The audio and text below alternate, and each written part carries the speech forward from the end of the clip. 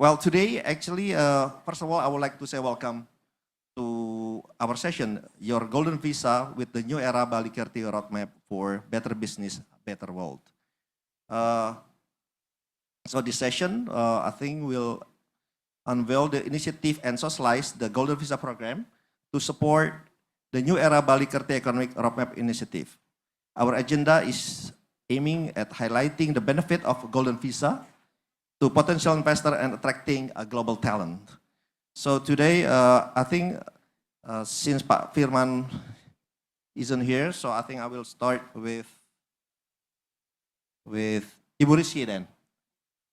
Well, again, the question has been prepared for me, so make my job a lot easier. Well, Ibu Rizki, the first question, because they said I have to read this question, I cannot come up with my own question. So, how can the golden visa be beneficial for the government of Indonesia and foreign investor in co-creating safe and sustainable tourism? First of all, thank you so much for inviting me in this very important session. I'm a little bit nervous because like what Pak Tonto mentioned, that our future leaders, government is here, and maybe I become his, his team later on. But anyway, as you know that tourism and creative economy is growing so fast in Indonesia. When we talk about the growth of tourism as well as creative economy, we also should mention about the investment. The investment in 2023 is actually more than our target. Last year we have more than 3 billion US dollar for the investment in tourism. However, we needed count at that data.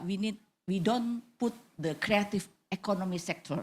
So I think it is more than 3 billion US dollar. So when we talk about the investment, we talk about the investor. That one of the aspect that will increase our competitiveness is the visa, is the golden visa. I think golden visa is very important to increase our investor investment in Indonesia. But still, I think, but we know that we see the regulation of the golden visa, we still put in the physical investors. We need to think about the medium investor also, that I think a lot of people want to come to Indonesia to invest, but not as much as what they get from golden visa. So they don't have more, fund as big as that golden visa asks for. So I think we need to see that the golden visa may be also for the medium investor later on for the creative industry and tourism in Indonesia. Thank you. Well, thank you, Ibu Rizki. I'll be back to you with another question, but I think I would like to hear from you, Pak Silmy. Could you explain the rules and regulation of the golden visa on how global talent and investor can take part in it? Thank you. I would like to thank you, Pak Rosan, Ambassador Rosan or Minister Rosan, incoming minister in October, hopefully. I would like to start about 15 or 16 months ago when Pak Jokowi asked me to join as Director General of Immigration. That time I was the CEO of one of the largest steel company, state-owned company. And then I was invited to meet him, and one of his order is golden visa. Okay. I really surprised. The second one, I don't know exactly what this golden visa is, okay? But okay, this is an order and I have to say siap in bahasa. Okay, and then he gave me a reference, UAE as a reference in technology and also in regulation. Then I flew to Dubai and Abu Dhabi. Yeah. It's very unique because they have two DG, yeah, Director General of Immigration in Dubai and Director General Immigration in UAE in Abu Dhabi. I met both, and then I learned. Okay, golden visa. So the things is the principle, yeah, to make sure good quality travelers, to give a long period of stay, yeah, and then you can work, you can do, not, it doesn't mean anything, but yeah, you can do whatever you want, yeah, except voting right or to be elected, yeah. But you can travel back and forth, yeah. You can stay whenever you want, yeah. And then do investment and open business and make sure that you can also open employment for locals. And then I invite one of the reputable consultant firm, yeah, in order to have a quite good reference for having good policy. And then it's okay. The important things that it's so different. When I was the CEO, I can decide today and tomorrow will be implemented. Yeah. In government, yeah, we can decide now, yeah, but implementation, yeah, God knows, yeah, because it will depend on the law, other regulation or ministry or process is very long. Yeah, it took 6 months, yeah, because I have to change government regulation, peraturan pemerintah, yeah, and then minister regulation, peraturan menteri, and then the most important thing is how the people has to pay. Yeah. By credit card, Minister of Finance regulation. Because the government income has to go to Minister of Finance. And they don't recognize credit card payment. Yeah. They know only no symphony that I didn't know that time. What is symphony all about? Yeah. And then I learned from my team, you can get the code billing and then you go pay from the ATM or MBCA. Okay, what happened with the foreigners outside? They don't know the code billing and so on. Yeah, they have to fly to Indonesia. Oh, that's not convenient. And then I talked to Bu Minister of Finance. I talked to Dirjen Anggaran, yeah, to convince them that we need credit card as a payment of the income to the government. Oh, the process quite painful.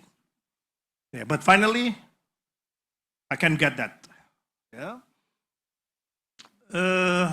But many detailed questions follow because remember, credit cards is followed by the charge, who will pay the charge, and then payment gateway and many other things, details. Yeah. And finally, we got that. And then how we define the 5 years, 10 years. Because the law only allow 5 years, not 10 years. But yeah, if we change the law, maybe it will take 2 years. And then we find a way, okay, 10 is 2 times 5 years. Then we put it that it's 2 times 5 years, 10 years. Problem solved. Yeah. So that's the things behind the story that we can have 10 years. And then what about the stay permit, or we call it ITAS, because ITAS is yearly. That's peraturan pemerintah. You know how to change peraturan pemerintah? You have to send to the President of Indonesia approval to change peraturan pemerintah through the Mensesnek. Because this from President then is easier, but not as simple as that. Yeah. The process is also painful. Then, finally, we define 5 years, 10 years, with the fees, and then we follow. First is the company investors or the personal investors. Yeah, for the personal investors, they can put the money, US dollars, so they don't have to have a currency risk. Yeah, 350,000 USD for 5 years. They can put on deposit or government bond in USD or stock or any instrument, but in Indonesia and at the banks in Indonesia. For 10 years is 700,000 USD. Yeah, the same. And then what about the company? The company, who will get the golden visa is the BOD members, and also the BOC, the commissioners, and also the representative of the headquarters of the shareholders. All the BOD, all the BOC, and one representative from the shareholders can get the golden visa. 50 million USD for 10 years, 25 million USD for 5 years. What happens if they leave? The most important, the principle, good quality travelers. They can keep the golden visa even though they quit from the company. We don't care. The most important is good quality travelers. What about the global talent? They don't need to invest, but have to meet the requirements. Maybe they have a specific talent recognized by agency, Indonesian agency, support by one ministry, like the first golden visa that we issued for Sam Altman, the AI. And I just issued for Elon Musk that will be given tomorrow or maybe today, the golden visa for him. So very selective person to continue what Ibu Deputy said for the medium. My personal view on this, I prefer to promote Indonesian entrepreneurs. If you bring all the foreigners come to Indonesia, then what happened with the Indonesian, right? Sorry about that. So for the big investors that entitle golden visa. For the medium, small, we support Indonesian businessmen. And then what happened with the properties? Yeah.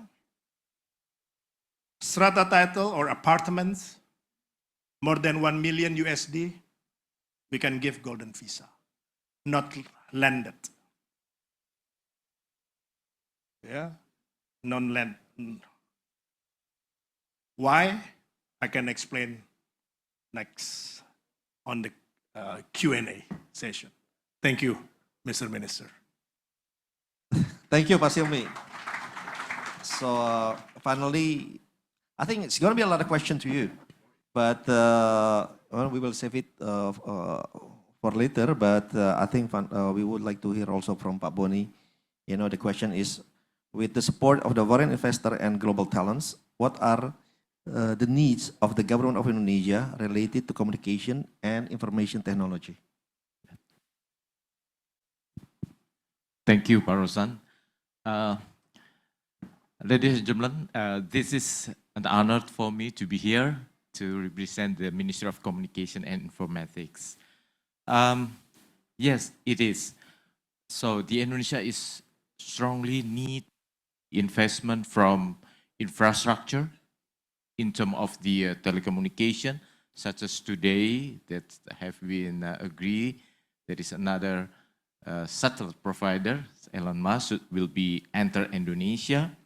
This is to tackle the obstacle of blank spot area to be covered for the internet services. In spite of that, we have to consider place, location, have been discussed previously, people, and program. I heard in the Bali, this is a good place for research and development. That's why we have interest collaboration to invite many investors to come to Indonesia, also in Kura Bali, to invest in terms of data center, and then cloud computing, big data analytics, and also AI, which is the future of our society. In spite of that, we have also to provide regulatory that should be connecting and help the investor to come to Indonesia. There is a strong need. I think I would also ask Pak Silmy, actually, the Director General, because nowadays is the era of digital, and there are so many investors, I mean, venture capitals with the interest to invest to the startup ecosystem. And this is also what they need to have some, there is a new hype in the world.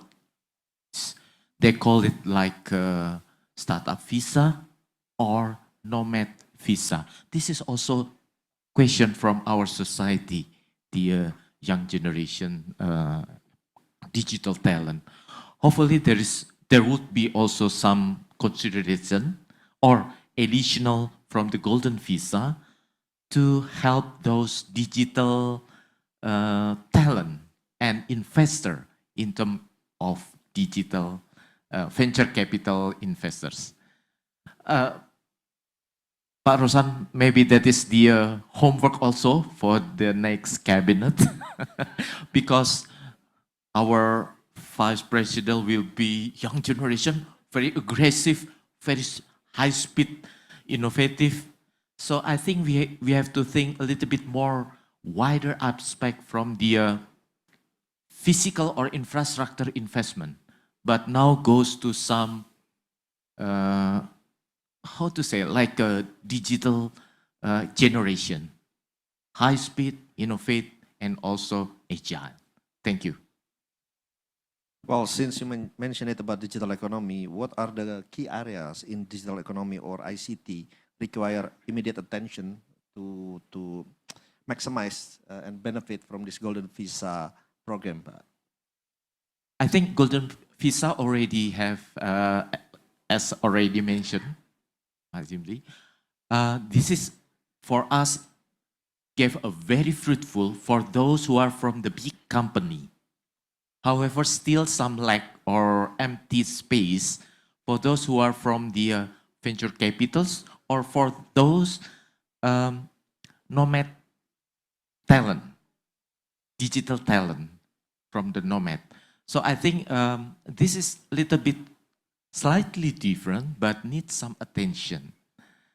That is just another different opinion from the society of digital nowadays. Thank you. May I respond that? Yes. Yeah. I think it's a good idea. I will look into this, the startup visa, Yeah. and also the digital. We do have digital nomad visa, Oh, okay. but I'm going to make sure the startup visa, and also what I would like make sure that, because like this, only in Indonesia that foreigners, the authority to control foreigners workers is Ministry of Manpower.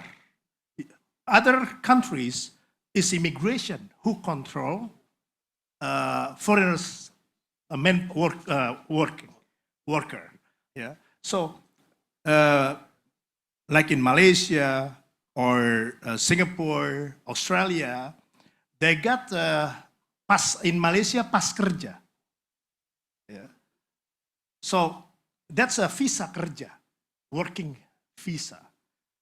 The manpower ministry give to the immigration, Malaysia, is a quota every year, like 400,000 people. Yeah. So then the immigration can easily decide which one for how many percentage to digital nomad. Yeah, to distribute that will attract more lucrative or impactful sector to the economy rather than low-level worker.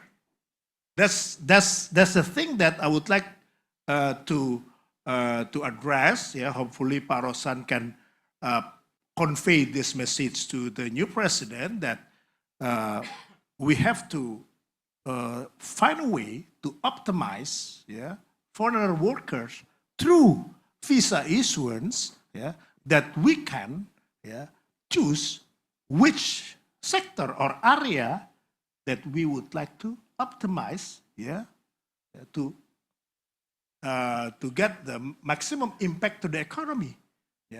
Because we will happily to give visa for digital nomad. They can work, and also they can stay, and they're without any doubt, working in Indonesia. Well, thank you. I think we only have 8 minutes and 11 seconds. And I think we are going to proceed with the Q&A, and I will open the floor to the audience. I'm sure you have a lot of questions, but make sure the question is concise and also relevant to the topics. Please state your name and also the agency. Thank you. Please, somebody, bring the mic.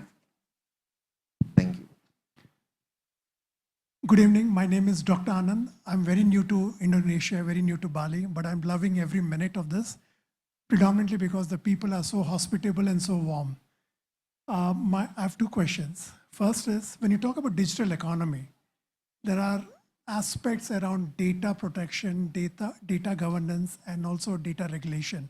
What steps are being taken by the government to essentially, or by this panel, to understand how to protect data, be it in fintech, be it in ICT, or be it in healthcare? That's my first question.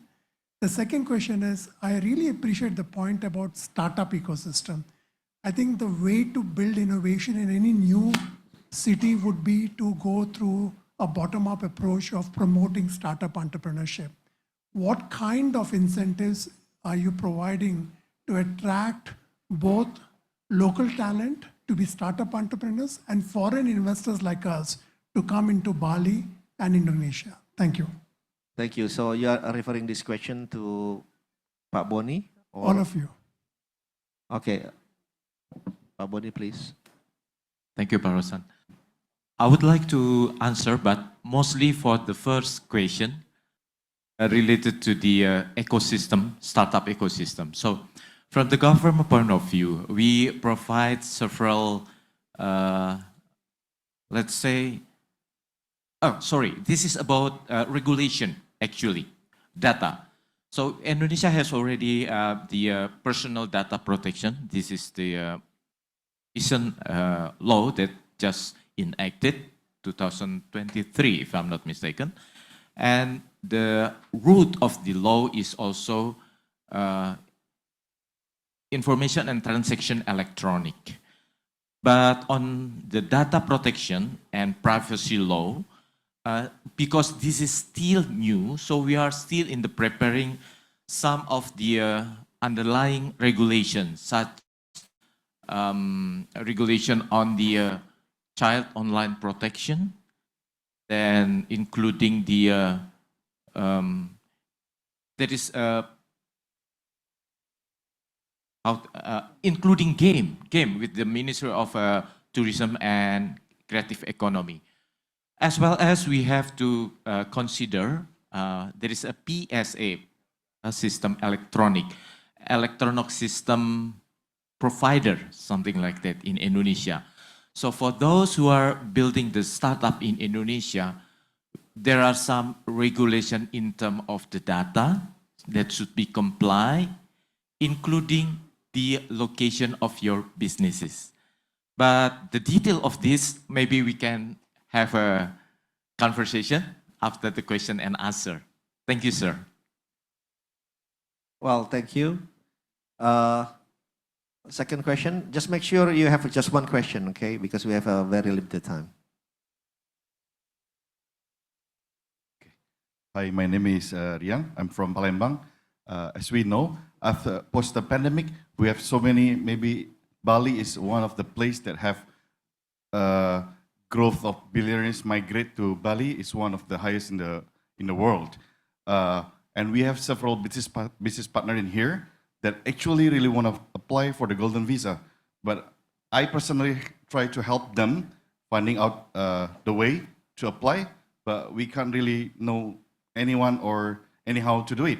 We try to contact Karim friends, we try to contact friends from ministerial office, but we can hardly find it. So how do we really register for this golden visa? Thank you. Okay, so it can be applied online, yeah. Can anyone to give a slide by slide, I think on the page 15, yeah, evisa.imigrasi.go.id. We just open the account online, yeah, and then there is a golden visa, yeah. It's actually not launched yet, but grand launching would be in July. President of Indonesia will launch this officially, but we already serve publicly, yeah, as a trial, yeah, but you can apply since we launched soft launching end of last year, yeah. So it's user friendly, yeah, and there is also a help desk if you have a problem with the process to apply, yeah. So it's an online. Okay, I think this is the most important feedback slide that you need to. Everything is online. The golden visa itself will goes to your email. Yeah, the payment is using credit card.